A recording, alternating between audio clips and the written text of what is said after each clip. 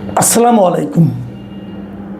প্রিয় দর্শক, জাতীয় সংসদের অধিবেশনগুলোতে ইদানিং যদি আপনারা খেয়াল করেন, দেখবেন একটা গুরুত্বপূর্ণ বিষয় যেটা নিয়ে সবাই বেশিরভাগ সময় আলোচনা করে থাকেন, সেটা হলো গণভোট, সেটা হলো সংবিধান সংস্কার পরিষদ, সেটা হলো যে কিভাবে জুলাই সনদ বাস্তবায়ন হবে। মনে হচ্ছে যেন এটাই এই মুহূর্তে জাতির জন্য সবচেয়ে বড় সমস্যা এবং এর সমাধান না হলে আর কিছুই হবে না। জুলাই সনদ বাস্তবায়ন নিয়ে সরকার পক্ষ থেকে স্পষ্ট বলা হয়েছে, তারা জুলাই সনদের প্রত্যেকটা বিষয় অক্ষরে অক্ষরে পালন করবে।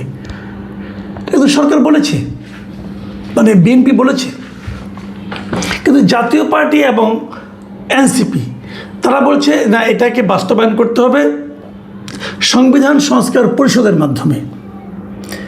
বিএনপি বলছে সংবিধান সংস্কার পরিষদ বলতে কোনো কিছুর অস্তিত্ব আমাদের সংবিধানে নেই, কাজে ওটা আমরা করব না, আমরা স্বাভাবিক নিয়মে করব। দেখুন, অনেকগুলি কিন্তু প্রশ্ন আছে, কিন্তু প্রশ্নটা হলো যে কীভাবে করা হবে, কিভাবে জুলাই সনদের প্রস্তাবগুলোকে বাস্তবায়ন করা হবে, এটাই হয়ে দাঁড়িয়েছে এখন মূল সমস্যা। জুলাই সনদের প্রস্তাবগুলো বাস্তবায়ন করা হবে কি হবে না সেটা নিয়ে কিন্তু আলোচনা না, আলোচনা হচ্ছে কিভাবে করা হবে।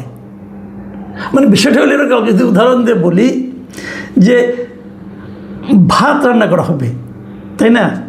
ভাতটা কেমন হবে, ভাতটা কখন পাবো, এটা নিয়ে আলোচনা হচ্ছে না। আলোচনা হচ্ছে ভাতটা কি গ্যাসের চুলায় রান্না করা হবে, নাকি কেরোসিনের স্টোভে রান্না করা হবে, নাকি খড়ির চুলায় রান্না করা হবে, এটা নিয়ে বিতর্ক। এবং এই বিতর্কে সুরাহা না হলে রাজপথে যাওয়ার হুমকি সেটাও দিয়েছে এনসিপি এবং জামায়াত ইসলাম। এখন প্রশ্নটা হচ্ছে যে কেন আমাকে আপনার এই সংবিধান সংস্কার পরিষদ করতে হবে, কেন করতে হবে, কেন এভাবেই করতে হবে? জামায়াত এনসিপি যুক্তি হলো এটা গণভোটের মাধ্যমে জনগণের রায় পাওয়া গেছে, গণভোটে জনগণের রায়ের বাইরে কোনো কথা নাই, জনগণ বলেছে করতে হবে এভাবে হুবহু, এখানে কোনো আলোচনা হবে না, করতে হবে। আচ্ছা, একটা বেসিক পয়েন্ট নিয়ে আলোচনা করে আমি আমার বক্তব্যটা শেষ করি, আমি ছোটো করে করব, অত পয়েন্টে যাব না আমি। প্রথমত প্রশ্ন হলো, ভাই গণভোটটা কে করেছে? সরকার করেছে। কোন সরকার? অন্তর্বর্তীকালীন সরকার। Very good. কারণ গণভোটটা তো আমাদের সংবিধানে নাই, তাহলে আপনি গণভোটটা পেলেন কোথায়? বলা হলো হ্যাঁ, গণভোটের জন্য একটা অধ্যাদেশ করা হয়েছে, সেটা হলো গণভোট অধ্যাদেশ 2025। এটা হলো গিয়ে এই সরকার যতগুলো অধ্যাদেশ করেছে 2025 সালের, তার মধ্যে 67 নম্বর অধ্যাদেশ হলো এটা 25শে নভেম্বর 2025 সালে এটাকে অধ্যাদেশটা করা হয়েছে। এই অধ্যাদেশে বলা হয়েছে, আমি আপনাদেরকে দেখাচ্ছি, আপনারা দেখে নিন। এই অধ্যাদেশে বলা হয়েছে যে যেহেতু, আমি পড়ে শোনা একটু, যেহেতু 2024 সালের জুলাই আগস্টে সংগঠিত ছাত্র জনতার সফল গণ অভ্যুত্থানের মাধ্যমে প্রকাশিত জনগণের সার্বভৌম ক্ষমতা প্রয়োগের উদ্দেশ্যে জুলাই জাতীয় সনদ 2025-এ সংবিধান সংস্কার সম্পর্কিত কতিপয় প্রস্তাবের বিষয়ে জনগণের সম্মতি রহিয়াছে কিনা তাহা যাচাইয়ের জন্য গণভোটে উপস্থাপন করিবার লক্ষ্যে জুলাই জাতীয় সনদ ব্র্যাকেটে সংবিধান সংস্কার বাস্তবায়ন আদেশ 2025 প্রণয়ন ও জারি করা হয়েছে।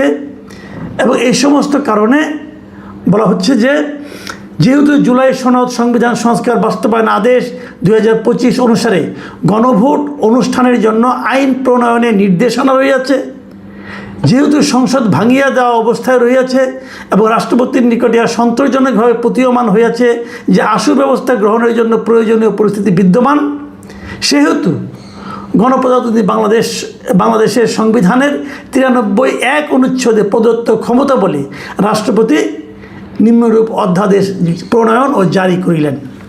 উনি অধ্যাদেশটা করলেন এই কারণে। কোন আইনে করলেন? সংবিধানের 93(1) ধারা অনুযায়ী।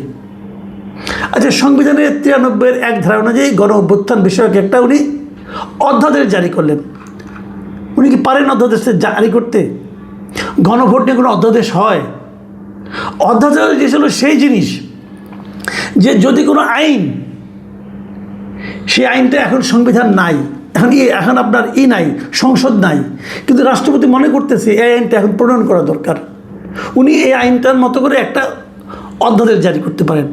যখন পরবর্তীতে সংসদ বসবে তখন এই আইনটাকে ওনারা এই অধ্যাদেশটাকে ওনারা আইনে রূপান্তরিত করবে সিম্পল মেজরিটির ভোটে। মনে রাখবেন, সিম্পল মেজরিটির ভোটে, মানে 151 জন বললেই হবে আইনটা। কিন্তু গণভোট তো সংবিধানের একটা অংশ। গণভোট কিন্তু একসময় সংবিধানের পার্ট ছিল। তো গণভোটটা হাসিনা সরকার এসে ওনারা যখন সংবিধান সংশোধন করলেন, সেখান থেকে তারা গণভোটটাকে বাদ দিয়ে দিল। তাহলে আপনি যে গণভোটটাকে অধ্যাদেশ জারি করলেন, গণভোট তো অধ্যাদেশ জারি করা যায় না, কারণ গণভোট তো সিম্পল কোনো আইন না, এটা সাংবিধানিক একটা পদ্ধতি। এটা করতে হলে জাতীয় সংসদের 2/3 লোকের সাপোর্ট লাগবে। যেটা করতে সংবিধান সংস্কার করতে হবে, সেই জিনিসটা তো রাষ্ট্রপতি অধ্যাদেশ জারি করতে পারেন না, সিম্পলি পারেন না। অধ্যাদেশের নিয়মটাই হলো এটা। দেখেন অধ্যাদেশ কীভাবে অধ্যাদেশ হয় সেটা আপনি আমি পড়ে শোনাই। ওই যে 93 1 বলছে না, 93 একটা আপনি শুনেন।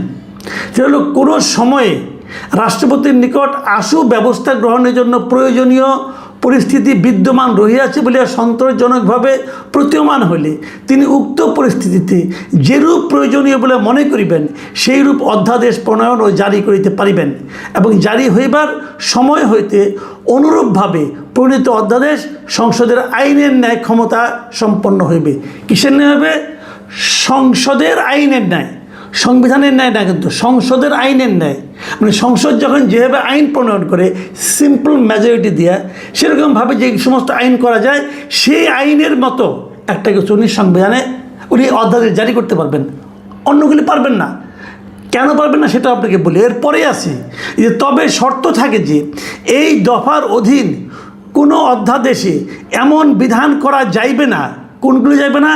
যাহা এই সংবিধানের অধীন সংসদের আইন দ্বারা আইনসঙ্গতভাবে করা যায় না।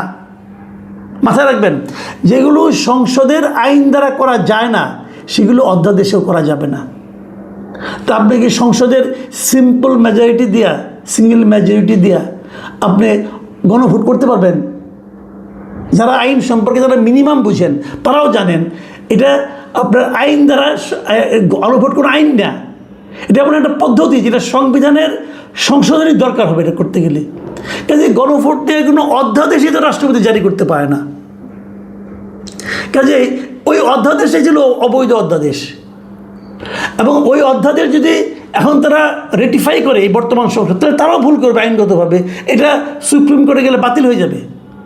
মানে আমি যতটুকু বুঝি ভাই, আমার কমন সেন্স দিয়ে বুঝি, আমার কমন সেন্স ভালো না হয়তো বা আপনারা ব্যাখ্যা দেন পাল্টা, দেখি কীভাবে দিতে পারেন, সেটা একটু শিখি।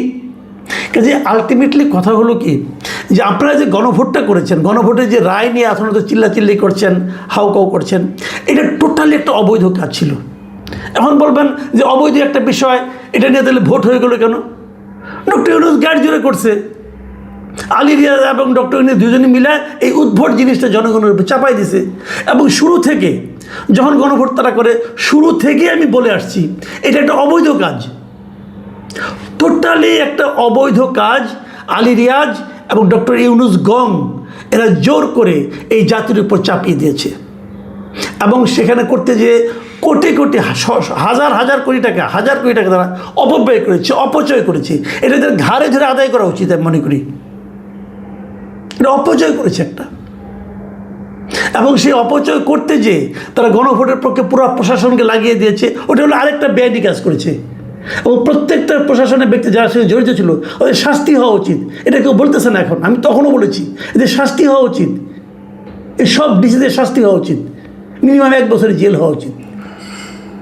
তো এগুলো করেছে ডক্টর ইউনূস, গাইড জোরে করেছেন উনি এবং তার এই বন্ধু আলী রিয়াজ, এরা মিলে এগুলো করেছেন, এই জাতিকে কাজকলা দেখাই গেছেন একটা।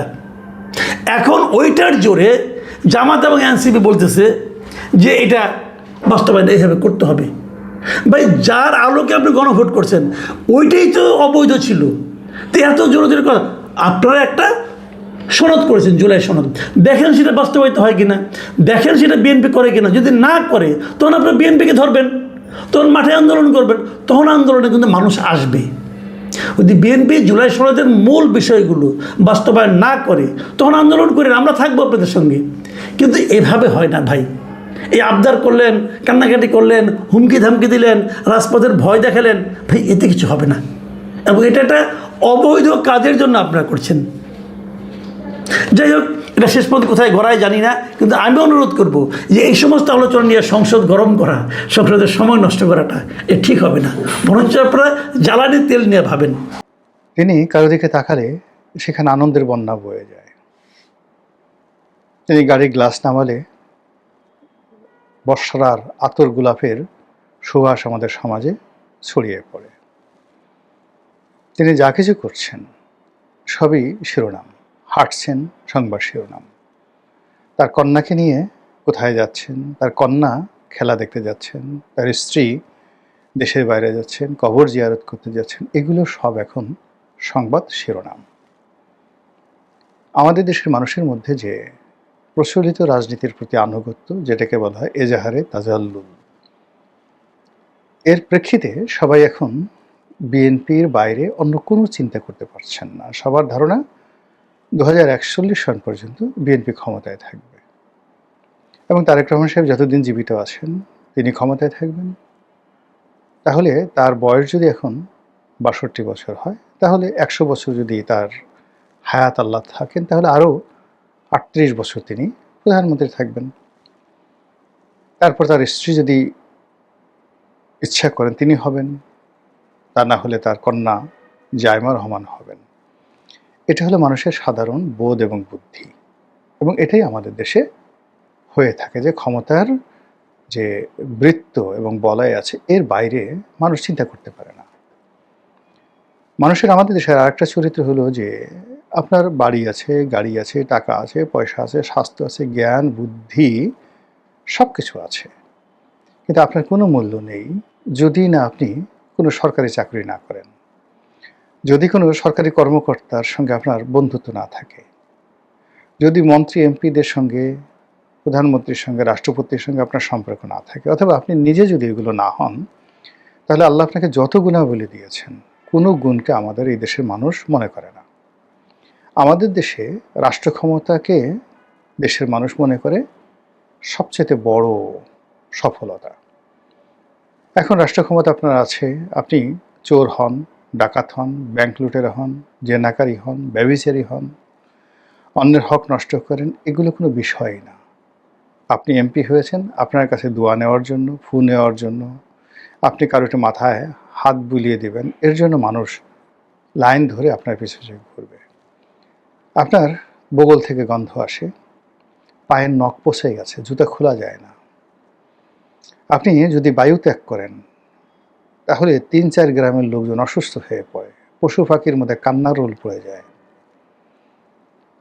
তারপর আপনি দাঁত মাজেন না, 4 দিন 5 দিন 10 দিন দাঁত মাজেন না, মুখের গন্ধে মানে কি বলবো, আশেপাশে মানে মশামাছি পর্যন্ত দূরে চলে যায়, হলুদ হয়ে গেছে আপনার দাঁত। আপনার জিহ্বা যদি একটু আপনি বের করেন, সাদা 1 ইঞ্চির মতো আপনার দুধের স্বরের মতো জিহ্বার উপর ময়লা পড়েছে। তারপরেও আপনি খেতে বসছেন, আপনি একটু মাংস খেলেন, ওখান থেকে একটা কামড় দিয়ে হাড্ডির একটা অংশ আশেপাশে একজন কাউকে দিলেন, সে তখন বলবে জীবনে এর সাথে আর কোনো প্রাপ্তি নেই। খাবার টেবিলে পোলাও কুরমা খেতে বসছেন আর আপনি একের পর এক বায়ু ত্যাগ করছেন, আশেপাশের লোকজন বলবে আহা, জীবনে এত আতর, গোলাপ, scent, perfume, the perfume of Paris জীবনে দেখেছি, হুজুরের বায়ুর মতো এত আরামদায়ক বায়ু আর কেউ নেই। এই হলো রাজনীতিকে কেন্দ্র করে, রাজনৈতিক ক্ষমতাকে কেন্দ্র করে আমাদের আধিক্ষেত্তা। আমরা ক্ষমতাধরদের কাছে সব বিসর্জন দিই, নিজের ইজ্জত, আব্রু, পরিবার পরিজন, এমনকি অনেকে নিজের স্ত্রী কন্যাকে ক্ষমতাধরদের প্রমোদ বালিকা রূপে তাদের বিছানায় পৌঁছে দিয়ে বাইরে আবার পাহারাদার হিসেবে বসে থাকে, যেন কেউ হুজুরকে ডিস্টার্ব না করে। তো এই ক্ষমতা, এই কারণে মানুষ ক্ষমতায় যেতে চায়, এই কারণে মানুষ ক্ষমতা ছাড়তে চায় না, এই কারণে মানুষ ক্ষমতাকে নিয়ে স্বপ্ন দেখে, আর এটা নিয়ে মানুষ অনার সৃষ্টি হয়। অথচ পৃথিবীর ইতিহাসে সবচেয়ে হাজার হাজার বছর ইতিহাসে তখনই সভ্য হয়েছে যখন যে সমাজে দার্শনিকদেরকে, জ্ঞানী গুণীদেরকে সবচেয়ে বেশি মূল্যায়ন করা হয়েছে, ব্রাহ্মণরা যেখানে শ্রেষ্ঠতর হয়েছে, কবি সাহিত্যিকরা, জ্ঞানী গুণীরা যেখানে শ্রেষ্ঠতর হয়েছে, অলি আল্লাহ গাউস কুতুবরা যেখানে শ্রেষ্ঠতর হয়েছে, ওই সমাজ, ওই রাষ্ট্র, ওই দেশ, ওই কাল ইতিহাসে অমরত্ব লাভ করেছে। আর আমি যে কাহিনী বললাম, এই কাহিনী যেখানে আছে সেখানে উগান্ডা হবে, বুরুন্ডি হবে, আমাজনের জঙ্গল হবে, সাহারার মরুভূমির সেই যে অসভ্যতামি সেই রাজ্যে শুরু হয়ে যাবে। আমাদের দেশে যেন এই ঘটনাগুলো না হয়, এই জন্য আল্লাহর কাছে পানাহা চাই। যেটা বলছিলাম, ডক্টর মোহাম্মদ ইউনূস ক্ষমতা ছেড়ে চলে গেছেন, কিন্তু তার আচার আচরণ দেখে মনে হচ্ছে তিনি আবার ক্ষমতা আসতে চান। তিনি অনেক মেহনত করে, কষ্ট করে সেই যমুনাতে এসেছেন জনাব তারেক রহমান সাহেবের সাথে দেখা করার জন্য। এখনো পর্যন্ত তিনি এসএসএ প্রোটোকল পাচ্ছেন, এবং সেই প্রোটোকল নিয়ে তারেক রহমান সাহেবের সাথে দেখা করতে কেবলমাত্র যমুনার গেট থেকে তারেক রহমান সাহেবের সামনে আসতে তাকে 1.5 ঘন্টা অপেক্ষা করতে হয়েছে। 88 বছরের মানুষ, একজন মানুষ কতটা ক্ষমতা লোভী হলে, কতটা ক্ষমতাকে ভালোবাসলে, ক্ষমতার সঙ্গে অ্যাটাচড থাকার যদি ইচ্ছা থাকে, তাহলে কোন পর্যায়ে হলে একটা মানুষ এই কষ্ট করতে পারে? কই আমরা তো গেলাম না, আগ্রহী হলো না, আমাদের কি কোনো ক্ষতি হয়েছে? হয়তো ক্ষমতা হবে না কোনো দিন, কিন্তু আমাদের মতো এরকম তো হাজার হাজার মানুষ আছে যাদের রাজার কাছে যাওয়ার, মন্ত্রীদের কাছে যাওয়ার, এমপিদের কাছে যাওয়ার, অথবা রাজা মন্ত্রী এমপিদেরকে দাওয়াত করে নিজেদের বাড়িতে তাদেরকে আনার শক্তি আছে, সামর্থ্য আছে, ক্ষমতা আছে এবং অবস্থান আছে। কিন্তু কই, তারা তো এই কাজগুলো করছে না। কিন্তু ইউনূস সাহেব কেন এই কাজগুলো করছেন? ইট মিনস স্টিল তার এই ক্ষমতা ফিরে আসার আশা আকাঙ্ক্ষা আছে। আমি আস্তে আস্তে যাচ্ছি। 2 নম্বর হলো, সে পার্লামেন্টে গেছেন, দর্শক সারিতে বসছেন। বিশ্বাস করেন, আমি 5 বছর এমপি ছিলাম। এমপি থাকাকালীন অবস্থায় আমার কতগুলো ইনহেরিট পাওয়ার আছে। যেমন সংসদের লাইব্রেরিটা আমি ব্যবহার করতে পারি। সংসদের যে একটা ক্লাব আছে, সেই ক্লাবের আমি আজীবন সদস্য। ওখানে ব্যায়াম করা যায়, খাওয়া যায়, রেস্টুরেন্ট আছে, সব কিছু আছে। এরপর সংসদ সদস্য, সাবেক সংসদ সদস্য হিসেবে সারা দেশে সার্কিট হাউসগুলো ব্যবহার করার আইনগত আমার অধিকার আছে। আমি তো একদিনের জন্য কোনোদিন সংসদে যাইনি। এমনকি আমার বন্ধুবান্ধব যারা সংসদ সদস্য, সাবেক সংসদ সদস্য বা বর্তমান সংসদ সদস্য রূপে ওই সংসদের ভিতরে বিয়ের অনুষ্ঠান আয়োজন করেছে, আমি সেই বিয়ের অনুষ্ঠান পর্যন্ত যাইনি। আমার তো, আমি ওদিকে তাকাইও না। আমি কোনোদিন ওখানে চটপটি খাওয়ার জন্য যাই না। কি হয় বলেন তো? কিন্তু তাকে এই সংসদ অধিবেশনে আসতে হয়েছে। তিনি যেখানে কয়দিন আগে তার কাছে গিয়ে সব রাজনৈতিক দলগুলো হুমড়ি খেয়ে পড়তো, আর তিনি এখন দর্শক সারিতে বসে সংসদ অধিবেশন তাকে দেখতে হচ্ছে।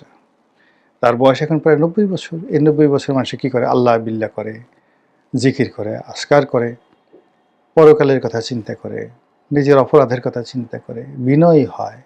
আর তিনি এখন জাপান ভ্রমণ করছেন, আর প্রতিদিন কার সাথে তার কি বৈঠক হচ্ছে সেগুলো ইংরেজিতে লিখে ফেসবুকে দিয়ে বেড়াচ্ছেন। তিনি যখন অন্তর্বর্তীকালীন সরকারের প্রধান ছিলেন, তখন তার ফেসবুকে একটা স্ট্যাটাস দিলে এখন তারেক রহমান সাহেবের যেভাবে হাজার হাজার লক্ষ লক্ষ লাইক পড়ে, ওইভাবে পড়তো। এখন আমার যে লাইক কমেন্ট আছে তার 10 ভাগের 1 ভাগের ডক্টর মোহাম্মদ ইউনূসের হয় না। তারপর তার না আছে লজ্জা, না আছে বোধ, সে করে যাচ্ছে। কেন সে জাপান গেল, কী কারণে গেল? এই বয়সে এই শরীর নিয়ে তো তার যাওয়ার কোনো দরকার ছিল না। এই গেল এক, ইট মিনস তার মুভমেন্ট দেখে মনে হয় যে সে ক্ষমতাকে ভালোবাসে, ক্ষমতা তার খুবই পছন্দ, ক্ষমতার সাথে থাকতে ভালো লাগে তার, এবং দেশি বিদেশি ক্ষমতাধরদের সাথে তার যে দহরম মহরম সম্পর্ক, এটি তিনি উপভোগ করেন। এ গেল এক পার্ট। দ্বিতীয় পার্ট হলো, যে রয়্যাল বেঙ্গল টাইগার একবার মানুষের মাংস খেয়েছে, সে আর অন্য মাংস খেতে চায় না। তা ক্ষমতালোভী মানুষ যারা একবার ক্ষমতা পেয়েছে, পরবর্তীতে ক্ষমতা যাওয়ার জন্য তারা বেপরোয়া হয়ে পড়ে, নির্মম হয়ে পড়ে, নিষ্ঠুর হয়ে পড়ে, না পারে এমন কোনো কাজ নেই। শেখ হাসিনা বলেন, খালেদা জিয়া বলেন, যারা বলেন অতীতে ক্ষমতা ধরছিলেন, তারা দ্বিতীয়বার ক্ষমতা আসার জন্য মানে যারা ক্ষমতা লোভী মানুষ, তারা না পারে এমন কোনো কাজ নাই। মানে এটা ক্ষমতার যে আকর্ষণ, টাকা, সেক্স মানে যৌন মিলন, অন্য যে কোনো জিনিসের চাইতে, পার্থিব যে কোনো জিনিসের চাইতে এটা সুতীব্র আকর্ষণ, ক্ষমতার আকর্ষণ। ফলে দেখুন, মানুষ যখন ধর্ষণ করতে যায় বা খারাপ কাজ করতে যায়, তখন সে কতটা পশু হয়ে যায়। ক্ষমতা লাভ করতে গিয়েও মানুষ পশু হতে পারে, যদি তার সেই লোভটা থাকে। এখন অন্য পর্যায়ে আসি। তিনি যে ক্ষমতায় এসেছিলেন, সবাই বলে যে এখানে আমেরিকার একটা ব্লেসিং ছিল, আর সেই আমেরিকান ব্লেসিংটা ছিল ডিপ স্টেট পলিসির আন্ডারে।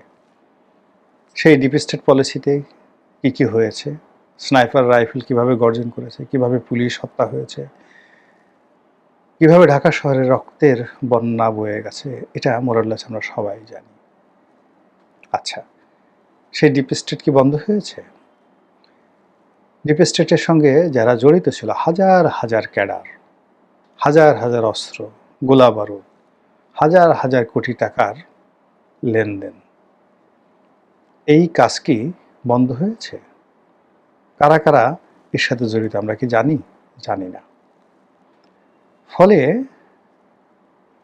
মানে এই যে এখন ক্ষমতার একটা পট পরিবর্তন হয়েছে, ইনু সাহেব চলে গেছেন, তারেক রহমান সাহেব আসছেন, এটা ডিপ স্টেটের যারা লোকজন তারা মনে করেন যে এটা একটা সাময়িক বিরতি, একটা মানে অসমাপ্ত রেভলিউশন, অসমাপ্ত বিপ্লব, এটাকে সমাপ্ত করতে হবে। আর তারই ধারাবাহিকতা আসিফ মাহমুদ সজীব ভুঁইয়া তিনি আবার সামনের সারিতে নিয়ে আসছেন, লাইমলাইটে নিয়ে আসছেন সেই যাকে বলা হয় ডিপ স্টেটের কারসাজি, ডিপ স্টেটের তথ্যপত্র।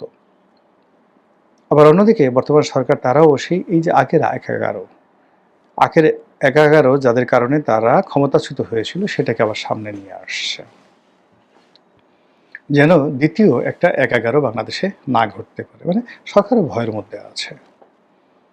আর যারা ক্ষমতা হারিয়েছে তারাও ঠিক সেই ডিপ স্টেট, সেই সুদিন, সেই পোলাও কুরমা, কালিয়া কুপ্তা, বিরিয়ানি, সরকারি যে দাপট, এগুলো ভুলতে পারছেন না। এরই ধারাবাহিকতায় পর্দার আড়ালে অনেক কিছু হচ্ছে, চারিদিকে ফুসফাস, ছোট ছোট সমস্যা বড় আকার ধারণ করছে। তেল নিয়ে তেলেস্মাতি হচ্ছে, বিভিন্ন নিয়োগ নিয়ে, বদলে নিয়ে, দপ্তর বন্টন নিয়ে প্রতিদিন তেলেস্মাতি